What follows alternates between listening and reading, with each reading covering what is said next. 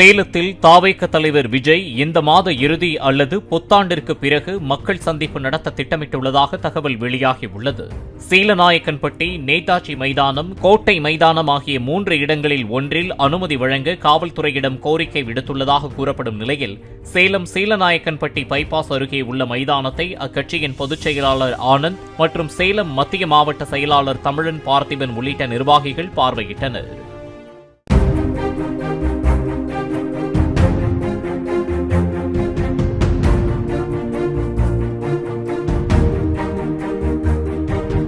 சேலத்தில் தாவேக தலைவர் விஜய் இந்த மாத இறுதி அல்லது புத்தாண்டிற்கு பிறகு மக்கள் சந்திப்பு நடத்த திட்டமிட்டுள்ளதாக தகவல் வெளியாகியுள்ளது.